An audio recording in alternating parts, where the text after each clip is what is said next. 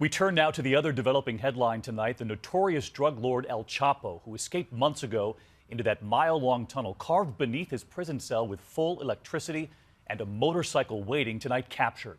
Here's the poster just released. El Chapo now caught, but it came after a bloody shootout. And in the end, this is what he looked like when he was found. But there does remain a central question at this hour. After multiple escapes, will he now be brought here to the U.S.? David Bowie is reported to have died after an 18-month battle with cancer. Well, it's just after 7 o'clock, and our main news this morning are the reports that David Bowie has died peacefully in his sleep at his home in New York. He was 69 years old and died apparently after an 18-month battle with cancer, according to a statement on his official Facebook page in the last. It's been nearly a week since the first cases of locally transmitted Zika were confirmed in Florida, and since then, the CDC issued its first travel warning inside the continental United States, something that would have been unheard of until the virus began spreading in one particular Miami neighborhood. At least 15 people have been infected with Zika after contracting it from local mosquitoes. The CDC is warning pregnant women not to go to that area, and every pregnant woman in the state can get tested for the disease. Now to that other big headline this morning. President Obama making history, becoming the first U.S. president in nearly 90 years to step foot on Cuban soil. He'll meet with Raul Castro later this morning as the country faces protests over human rights. Dozens arrested just hours before President Obama landed on Sunday. And he spoke exclusively with World News Tonight anchor David Muir, who's there in Havana right now for us. Good morning, David. Good morning, Robin. History made here in Cuba. Not since Calvin Coolidge has a U.S. president visited Cuba. But as you point out, this visit does not come without controversy. A little more than a year ago, I asked the president, would he be visiting Cuba? He said, let's wait and see. But shortly after landing right here in Havana, he explained to me why the time is right. Brussels on alert tonight. The headquarters of NATO and the European Union still reeling after a brazen terror attack on that city. A series of deadly bombs, at least one packed with nails, killing dozens, injuring hundreds at transportation hubs at the height of rush hour. Here at home, the U.S. stepping up security and issuing travel warnings for Europe. Millions on edge, bracing for what might come next. I can drown a drink of water and kill a dead tree. Wait till you see Muhammad Ali. Boxing legend Muhammad Ali has died.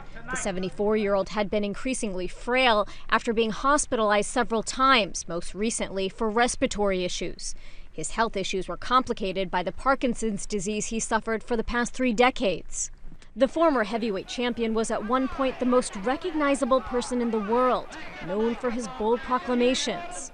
Never talk about who's going to stop me. Well, ain't nobody going to stop me. Not a heavyweight in the world. News special report. Now reporting, David Muir. Good morning, I'm David Muir, and now we go right to the breaking news that came in overnight. Britain voting to leave the European Union, and then UK Prime Minister David Cameron surprising everyone, suddenly stepping down.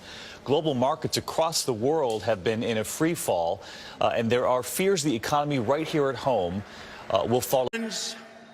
Delegates and fellow Americans, I humbly and gratefully accept your nomination for the presidency. Can dream, and those dreams are within reach, where families are strong, communities are safe, and yes, where love trumps hate.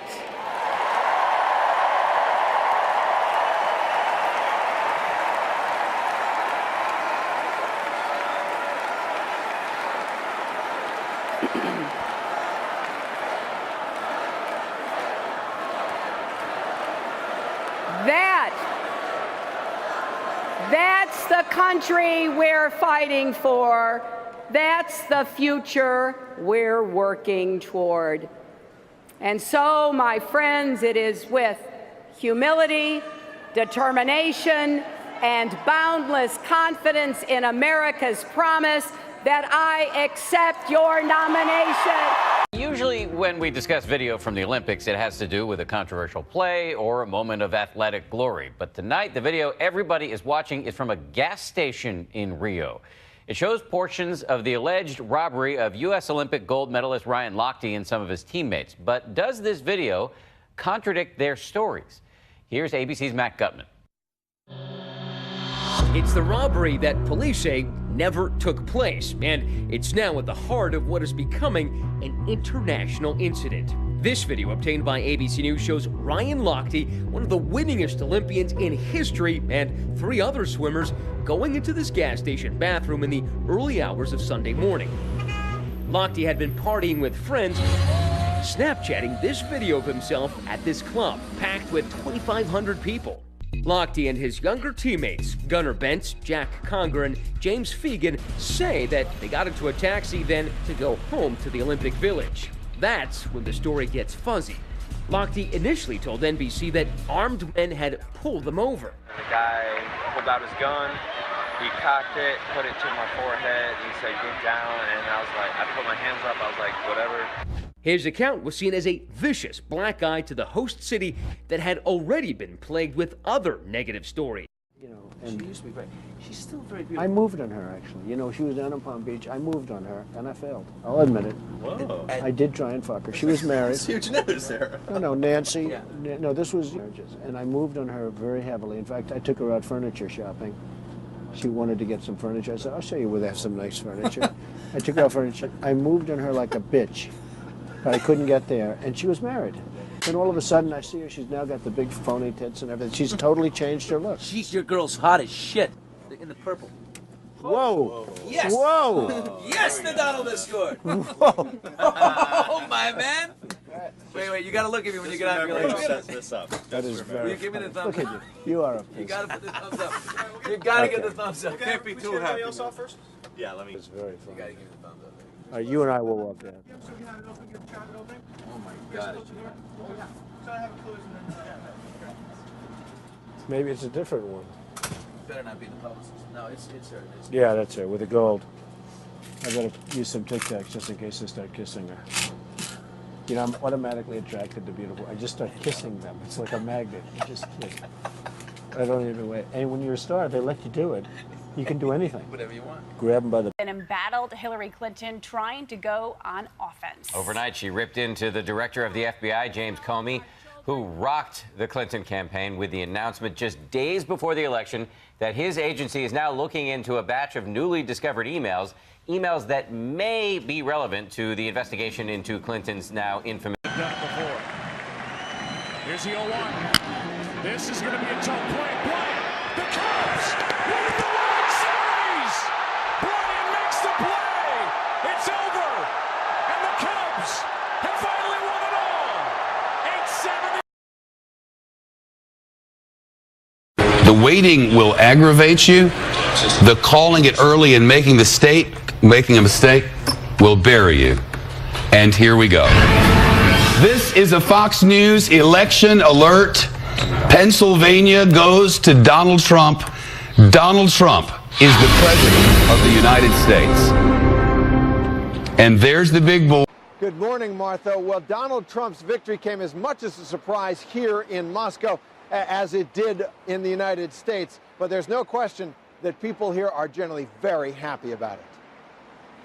This week, Vladimir Putin showed off his dog to journalists. A loud but obedient Akita.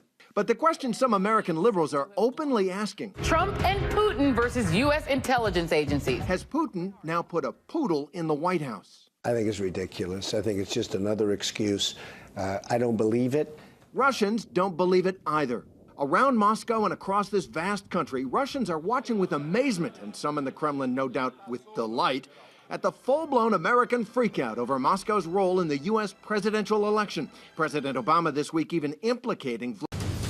This is an ABC News special report.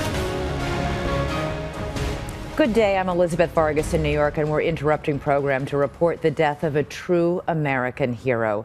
Legendary astronaut and later politician John Glenn has passed away at the age of 95.